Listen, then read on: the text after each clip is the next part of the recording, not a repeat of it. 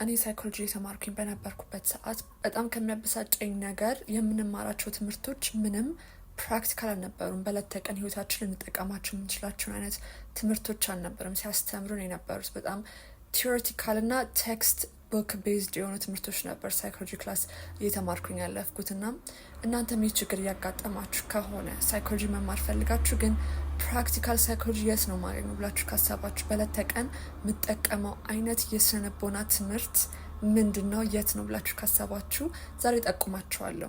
ሳይኮሎጂ በጣም ብዙ ዘርፍ አለው፣ ግን በጣም ፕራክቲካል ሆኖ ያገኘሁት በዕለት ተቀን ህይወት ልጠቀመው የቻልኩት አይነት ሳይኮሎጂ ቢሄቪራል ሳይኮሎጂ ነው። ቢሄቪራል ሳይኮሎጂ አንድ የሳይኮሎጂ ዘርፍ ሲሆን የሰው ልጅን ባህሪ የሚያጠና ሳይኮሎጂ ነው። የሰው ልጆች ባህሪ አለን። ኦብቪየስሊ ሁላችንም የምንጋራቸው ባህሪዎች አሉን፣ የግልን ባህሪዎች አሉን። ግን ዩኒቨርሳል የሆኑ የሰው ልጆች በሙሉ የሚጋሯቸው ኮመን የሆኑ ባህሪዎች አሉ። እነዚህ ባህሪዎች ለምሳሌ የሚያስደስቱ ነገሮች አሉ፣ የሚያበሳጩ ነገሮች አሉ፣ የሚስቡ ነገሮች አሉ፣ ሪፐልስ የሚያደርጉን የሚያስጠሉ ነገሮች አሉ።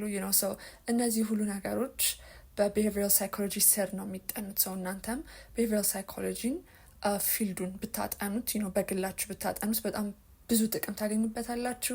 እኔ ውብ አለም ነኝ። በተለያዩ ማህበራዊ ድረገጾች የስነ ልቦናና የፍቅር ግንኙነት ምክሮችን ስሰጥ ታቆኝ ይሆናል። አሁን በአዲስ መልክ በግል ዌብሳይቴ webclass.com የሜንቶርሽፕ ፕሮግራም እየሰጠው እገኛለሁ።